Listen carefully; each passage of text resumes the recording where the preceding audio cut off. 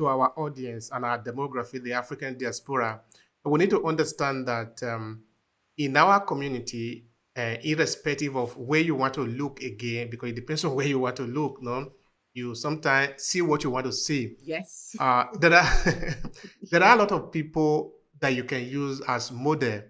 There are a lot of individuals in our community that have really done it, irrespective of what they have gone through. They have managed to emerge, and they become symbol of reference. So Yes.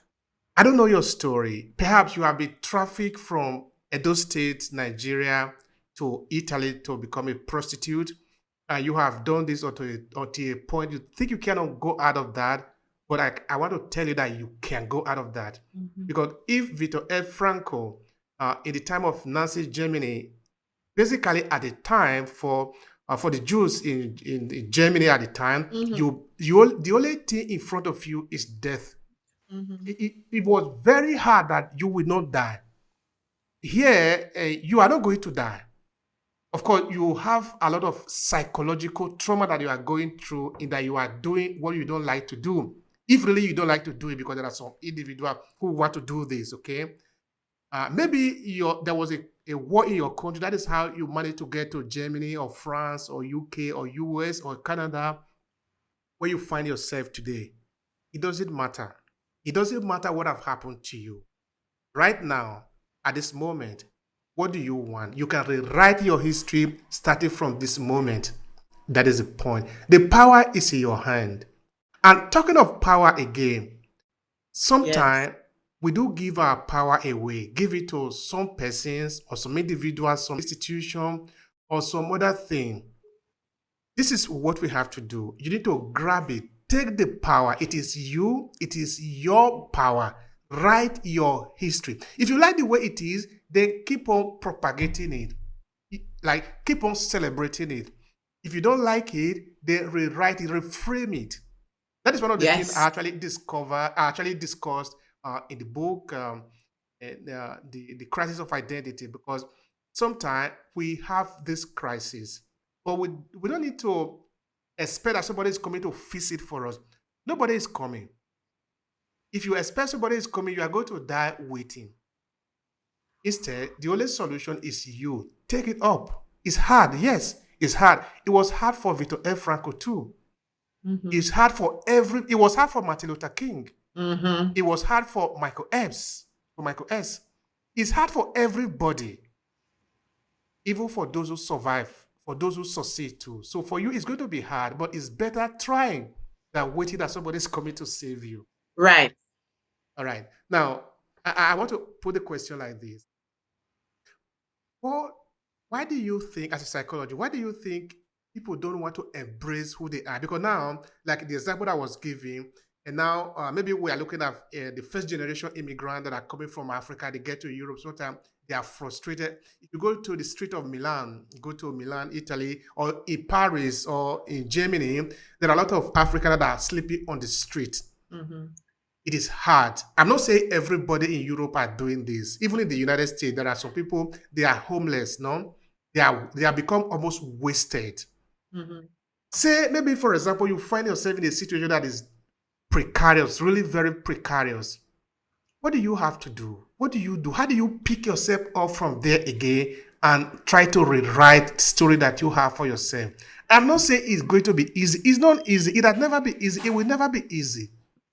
But when you find yourself in that situation, how do you embrace yourself and say, okay, now this is what it is.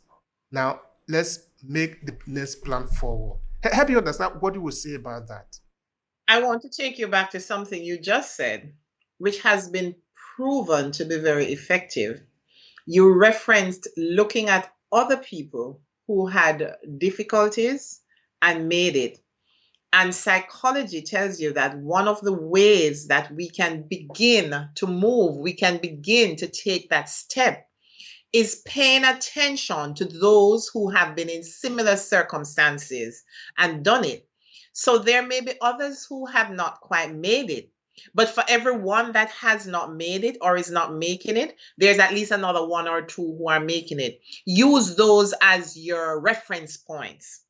It's one of the first things.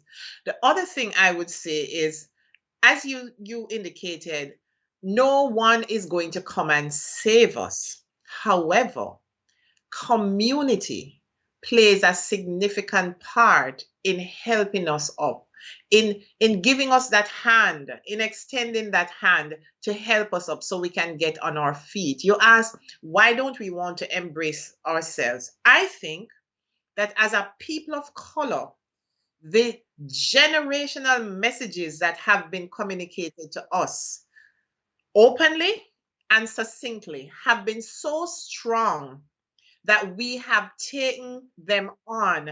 And even we have questioned or doubted our values.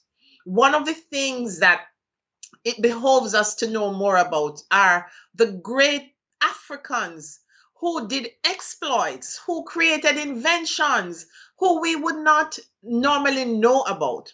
But to be able to understand, to be able to appreciate and to accept that even though others may try to make us feel less than, because we want to belong, we want to be validated, we want that sense of security. And when we are made to feel less than through the movies that are made, through the speeches that are made, through the insinuations that are made, it's not easy for us to embrace our Black beauty, our melanin, our giftedness, our awesomeness, because the messages have come down through generations.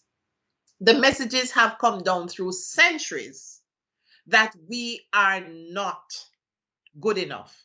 But to every viewer listening today, I want to tell you that we are good enough regardless. And what, not only regardless, but because of what we have been through and are here and are, as long as we're here, there is hope.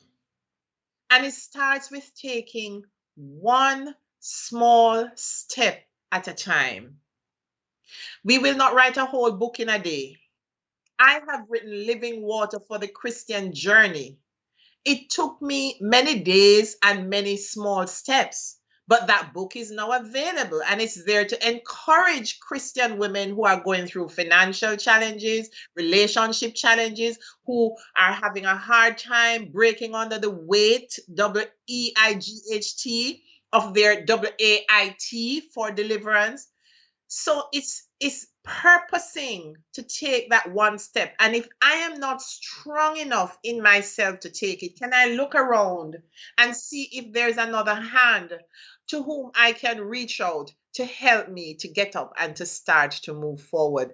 That is something I have had to do. The power of community. I have had to depend on and rely on other queens and other sisters to help me along my journey. I can't say enough, but regardless of who you're looking on today, I am someone who has struggled with strong feelings of insecurity and not wanting to put myself out there, wanting to step back at the last minute to say, no, I can't do it. I'm not going to be good enough. And that's another thing. We have been socialized a lot to be fearful of rejection. So we don't try because we're going to be rejected and we might fail. But hey, fall 1,000 times and get up the 1,001 time is going to be that time of victory. Again, I'm taking some time to reflect on that because that is powerful.